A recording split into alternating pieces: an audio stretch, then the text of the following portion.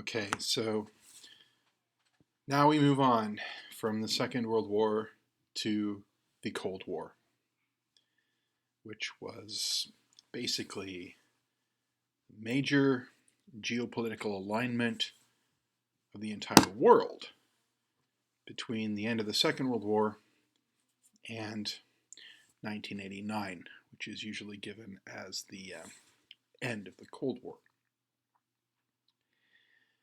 And it was characterized by basically the world being divided between two superpowers. You had America on the one side and the Soviet Union on the other. And America had its allies, and the Soviet Union had its allies. Okay. Churchill, of course, lost the election of 1945. And, well, in some ways, he did return as prime minister, actually, in the early 50s. But he used the time fruitfully. He wrote a history of the Second World War that was very self-serving and very influential, in fact, during his time out of office. He also went on the rubber chicken circuit, and in a very famous speech that he gave in Fulton, Missouri in 1946, he claimed that an iron curtain has descended across the continent. That is, again, just as Churchill warned about Hitler in the 30s, so also now is he warning about Stalin. That is that, Stalin did not liberate, he conquered. And he imposed on everywhere he conquered basically a very heavy hand, complete with, secret police and show trials and gulags, all that sort of thing. And basically, this was seen as a bad thing by the Americans. Of course, FDR had died in 1944 to be replaced by his Vice President Harry Truman. So Truman served out the remainder of FDR's term. And Truman adopted the idea of containment. That, whatever communism claims about itself, in reality, it is a very bad thing for the people who have to live under it. And it's a bad thing for the world, okay? That we should be spreading freedom and democracy. We should not allow the spread of communist tyranny. And so the notion of containment, okay, so the point is, all right, so Stalin got Hungary and Romania and Bulgaria, okay? He got those countries in Eastern Europe. But he's not going to get any more than that. That's the notion of containment. Because, of course, every other European country had a communist party that took orders and money from Moscow. And communism does have a certain appeal to people, so certainly in the working class. And so, of course, Stalin got all of this stuff in Eastern Europe. He was hoping to get other countries as well. Okay, he was hoping maybe the Communist Party could come to power in France, or maybe it could come to power in Greece or Italy or places like this. Well, we weren't going to allow that. Okay, and we certainly were not prepared to allow. There was a concern that the Red Army would not stop in East Germany, that the Red Army would keep on going. All right. So we were determined not to allow that to happen. I assume that we helped meddle, we being America, that they meddled in Western European elections, that we funded non-communist parties as Stalin was founding the communist parties, and that we may have committed the usual shenanigans, making sure that the communists would never come to power. I mean, I know that there are between communists and non-communist Greeks, and we certainly funded the non-communist Greeks, all right? But it wasn't just anti-communism. We also felt that it would be a good idea to have some positive publicity as well. So that is where the Marshall Plan came from. It was basically a massive effort to rebuild Western Europe from the destruction of communism. Right? We offered it to Eastern Europe. Stalin said, "No, you're not gonna rebuild Poland. We'll take care of that." But we certainly helped rebuild France and West Germany and Italy and other places. It was all done courtesy of the American taxpayer. All right, and it was billed as a humanitarian thing to do, but we definitely wanted everyone to know that we'll take care of you. Do not put your faith in communism or Stalin. Now, we talked when in the Second World War. We talked about the atom bomb, which was developed at great expense by America and then used against Japan in 1945. Stalin had spies at Los Alamos, but he stole a bunch of the technology for the bomb. He didn't quite get it right away. That had to wait until 1949. But once the Soviets tested their own atomic bomb, at that point, Stalin did get more assertive. Okay,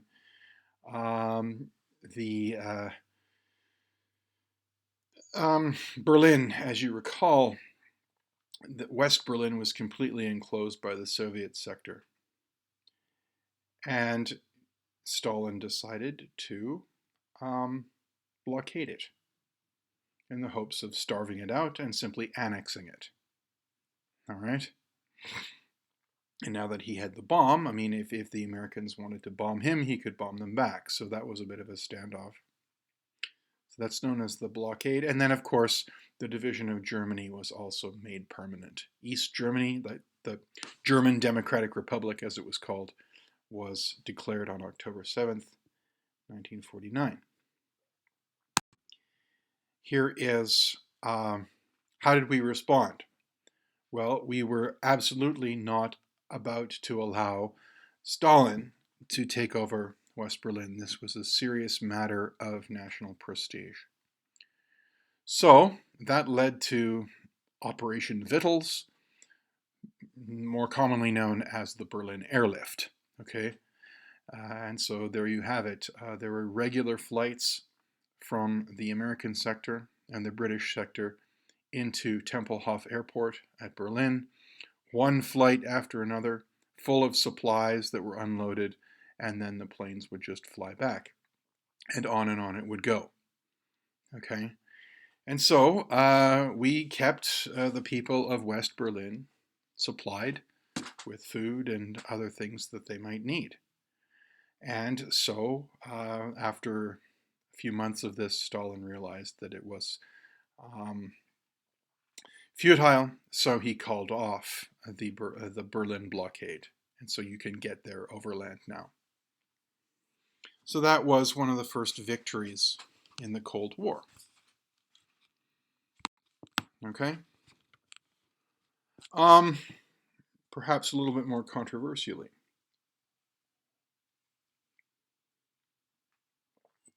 Denazification was called off. Okay? Needless to say, we had forced an unconditional surrender on Germany. We did not want them convincing themselves that we hadn't actually lost. We could have won if we weren't stabbed in the back. No, we wanted to make sure that they knew that they were defeated. And there was a very extensive program called denazification, whereby they were going to interview essentially everyone who had any importance at all in Nazi Germany to determine their level of complicity, and they were going to punish them accordingly. Actually, the biggest example of this was the so-called Nuremberg trials after the war, where they got the top 20 or so Nazis and condemned most of them to death. But that was going to continue for other levels of society as well. They were.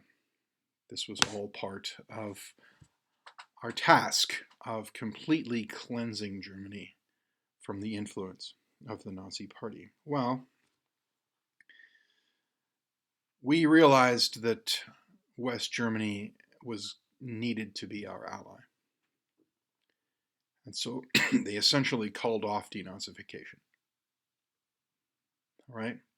Actually, one of the things they did is they just got civilians and they put them on buses and brought them to various concentration camps and gave them a little tour. See, this is what your government did. Don't pretend that you didn't know. Or if you didn't know, now you do know. This is what your government was doing. This is why we waged war against you. This didn't go over particularly well with the Germans. But that all got called off. We realized now that we could not afford to alienate the West Germans. And so we promulgated the myth that it was only the SS that carried out the Holocaust, that the German army, the Wehrmacht, they served with honor. Okay, they were just soldiers obeying orders, that the real anti-Jewish stuff was carried out by the SS, which is not entirely true. But again, politics leads to this sort of thing. We needed to build up West Germany to face a potential Soviet threat. So the Wehrmacht was turned into the Bundeswehr and was, it was supplied by America in the eventuality of a Soviet invasion. And we also made sure to form a defensive alliance. Okay, this is the North Atlantic Treaty Organization, or NATO. All right. Basically, the idea is that an attack on one is an attack on all. It was a message to the Soviets. Don't even think of moving against West Berlin, because if you do, you will be at war with all of us. So there are various countries that are members of NATO. And the Soviets responded with their own Warsaw Pact. It's like, oh yeah, don't think of moving against East Berlin, because then you'll be at war with Hungary. All right. So that's it. The Warsaw Pact was founded in 1955 as an answer to NATO. Now, I have their repression: East Germany, Hungary, Czechoslovakia. This is a result of what's known as the Brezhnev Doctrine, although Brezhnev wasn't in power in 1953. The idea is that the Soviet Union reserved for itself the right to meddle in the internal affairs of Warsaw Pact countries. Okay, so if there was a workers' demonstration in 1953, the Soviets would crush it. If the Hungarians were getting obstreperous in 1956, the Soviets would crush it. And then in Czechoslovakia in 1968, again, the so-called Prague Spring, the Soviets moved in and crushed that. Here is, this is what Europe looks like, okay? Everything in red is Warsaw Pact countries. You can see that the USSR with Poland, East Germany, Czechoslovakia, Hungary, Romania, and Bulgaria. Albania at one point was in the Warsaw Pact, but then they got out of that. They allied themselves with China. Okay? Everywhere in blue is in NATO, including Turkey. You'll notice that. Turkey is in NATO along with Greece. There are some neutral countries. Obviously, Finland and Sweden were neutral. Switzerland is neutral. Austria and Yugoslavia were all neutral, so they functioned as kind of buffer zones. But, I mean, with the border between East Germany and West Germany, that was part of the Iron Curtain. You couldn't really just wander across that border. Okay, and that's the flag of NATO, and then there's the Warsaw Pact, the badge of the Warsaw Pact countries. Um, the Warsaw Pact obviously is no longer with us. NATO is, though. Um, I don't know why, but I think it's a testament to the power of bureaucracy to keep on going, even though there's no real need for it anymore. And of course, they've expanded. I mean, Estonia, Latvia, Lithuania are part of NATO now. Okay, here are some, there's a 17th June 1953. That's a stamp from West Germany, okay, commemorating the uprising of 1953. All right. So this is something that you find in Germany. There was a constant propaganda battle, and so the West Germans would make a big deal about bad stuff happening in East Germany and vice versa. All right. 1956 was the year that the Soviets invaded Hungary. That was also the year of the Melbourne Olympics, and there was a couple of weeks after the invasion. There was a water polo match between the USSR and Hungary. Let's just say that was a particularly heated match. It was called the blood in the water match because the Hungarians were very angry at the Soviets. All right. Their government might have taken orders, but ordinary Hungarians didn't necessarily like that situation. And there is that's scenes from Prague in 1968, the so-called Prague Spring, with the Soviet tanks rolling in to Prague. So yes, this is what we want to believe about communism, right? That it is repressive, that they will not allow political freedom, not allow freedom of speech, and if you get obstreperous, they will crack down on you. So what about Western Europe? I mean, the accusation was that America treated Western Europe in the same way that the Soviet Union treated Eastern Europe. Was Western Europe an American empire? Was NATO an American empire? Well, it might be self-serving, but I don't believe that it was nearly as bad. Obviously, the CIA was active in Western Europe. Covert funding of groups that supported us. Okay. Rigging elections to make sure that communists didn't win. I assume judicious killing of people who were deemed to be threats. So that was what the CIA did, as the CIA does. All right. But generally, America was happy to tolerate socialism in Europe as long as it didn't become communism. All right. In America, of course, America was deathly afraid of socialism because they did equate it with communism. But in Europe, we were happy to allow the construction of social welfare states as long as it wasn't communism and taking orders from Moscow. All right. So it wasn't just Britain that constructed a welfare state.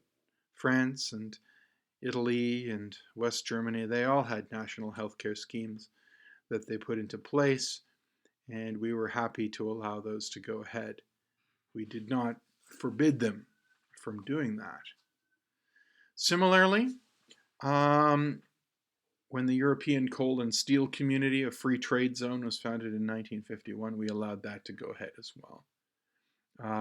That eventually became the European Economic Community, then the European Community, and then finally the European Union in 1933, which was this large supranational, I mean, it morphed from being a free trade zone into being a kind of a political union.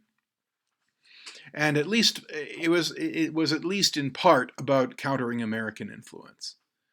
Okay, they did not want Western Europe basically to become an American colony. They wanted to pool their resources to kind of prevent that from happening.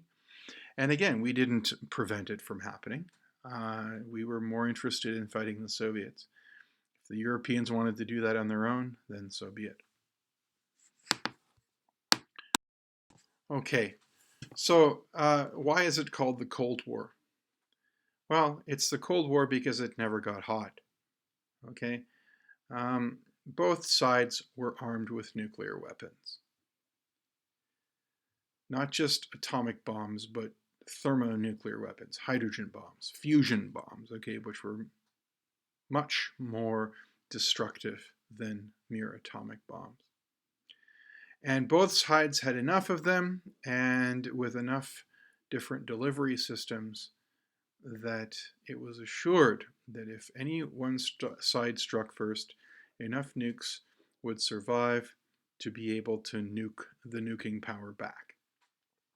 And so since you couldn't win a nuclear war, no one ever struck first. Okay, this is the doctrine of mutually assured destruction, and it worked. No side did use nuclear weapons during the Cold War. It might have been a stable time. It was a particularly tense time. Okay, everyone was worried that something stupid would happen and it would trigger a nuclear war, but it didn't.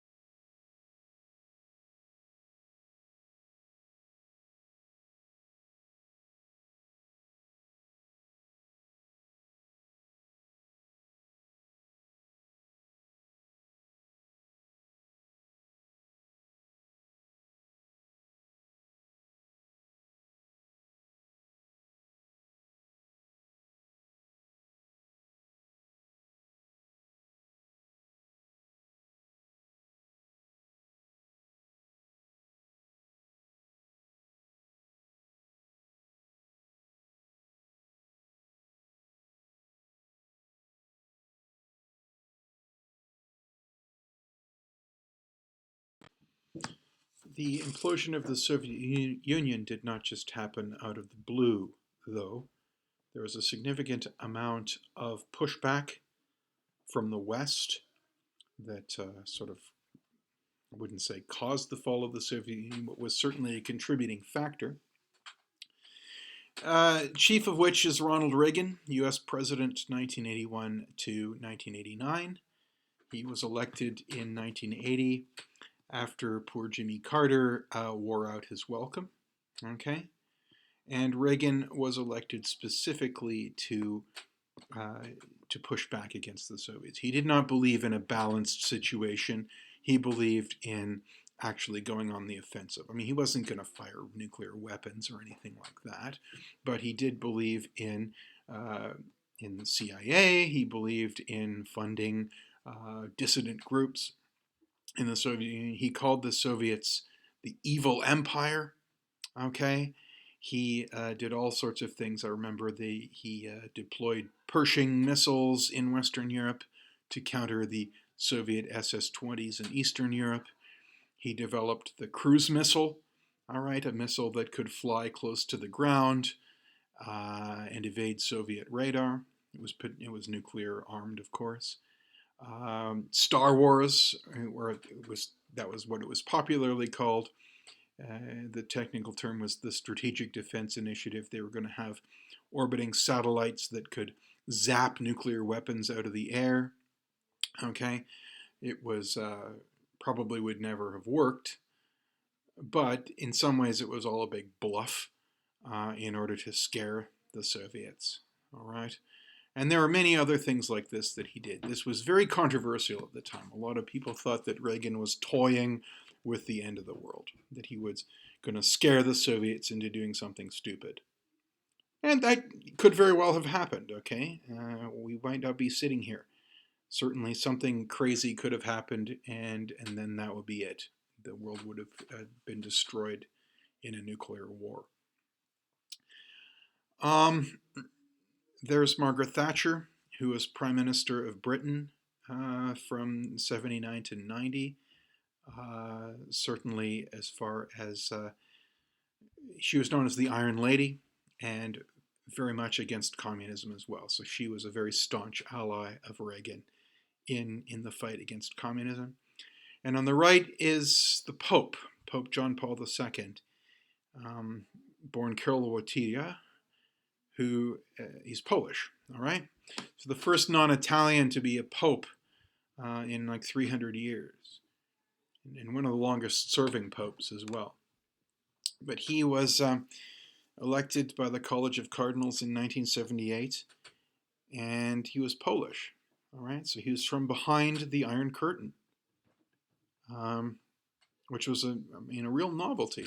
And it was, the Polish church existed, okay? Even under communism, they couldn't bring themselves to eradicate it, but it was oppressed in many ways. You could not be a party member and a church member, all right? So if you were a committed Catholic, you were cut off from a lot of social respectability under communism. Well, here they go. They pick this guy from Poland to be Pope, and that was hugely sort of inspirational to a lot of Poles. And it was a kind of pie in the face to the communist regimes. In fact, they tried to assassinate him in the early 80s. There's the guy who shot him was Turkish, but the rumor has it that he was put up to it by Romanian intelligence. We'll probably never know for sure. So all of these are the three great Cold Warriors of the 1980s. All right. But nothing would have happened if it weren't for this guy, Mikhail Gorbachev. All right. Brezhnev died in 1983, and he was succeeded in turn by two old guys, Konstantin Chernenko and Yuri Andropov. All right, we're both from the same generation.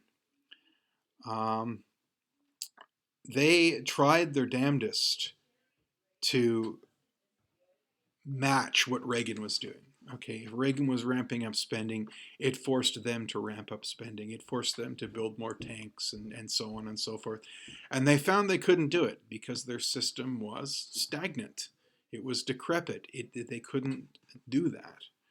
So in 1985, they elected a younger guy who was going to, and his mandate was to reform communism so that the Soviet Union could compete. All right, and so from 1985 to 1981, Mikhail Gorbachev was General Secretary of the Communist Party of the Soviet Union. And there he is. He was male pattern baldness, exposing that birthmark on his forehead. That was Gorbachev's trademark. And actually, in the late 80s, the Soviet Union got a lot less scary. Okay, Gorbachev was committed. These two words became household words in the West: glasnost and perestroika. Glasnost meant openness. Okay, the Soviet Union was no longer going to lie to people. It was going to be honest about what was happening. Perestroika meant restructuring. They were going to allow some market incentives to determine who got paid and what got produced. This is put to the test. In 1986, there was a serious nuclear meltdown in Chernobyl, in the Ukraine. And at first they denied that anything was happening. Meanwhile, all these Geiger counters all over the world are going off the charts. So something clearly had happened. And then they decided, no, they admitted, yeah, we had this meltdown. And in fact, their news agencies covered it in real time. So that was like the first time that this had ever happened in the Soviet Union. Chernobyl was the Soviet Union's first media event. Okay, and Reagan was much more willing to play ball with the Soviets in his second term. He was reelected in a landslide in 1984, and so it was all about, okay, if you're serious, then we can talk. Okay. And you could travel to the Soviet Union in the late 80s in a way that you couldn't before. Here is this is an example. This is a famous moment in Reagan's presidency. This was a speech that he gave in Berlin. The Berlin Wall surrounded West Berlin, right? The Soviets, well, the East Germans, with Soviet help, put it up in the wake of the Cuban Missile Crisis in the early 60s, okay? They put this big wall around West Berlin. And they called it the anti-fascist rampart. But in a way, it was not anti-West, but it was anti their own people. They were embarrassed by people voting with their feet, by people moving to West Berlin and then claiming asylum. So they put up this wall basically to prevent their own people from doing that. So the Berlin Wall was a real kind of, it was an admission. It was an embarrassing admission of the true nature of communism. And in 1987, Ronald Reagan gave a speech at the Brandenburg Gate. The wall sort of ran right underneath the Brandenburg Gate, which divided West from East Berlin. And he gave a speech in which he said, we've heard all this talk about reform in the Soviet Union, and we're happy about that, but there's one thing you can do, Secretary Gorbachev. Come to this gate, open this gate, Mr. Gorbachev, tear down this wall. And that became a very poignant moment in the Cold War. Well, they got their wish 2 years later because, of course, the reforms that Gorbachev introduced kind of got ahead. They got ahead of his ability to control them. All right. And so the people got more and more obstreperous, especially in the Warsaw Pact.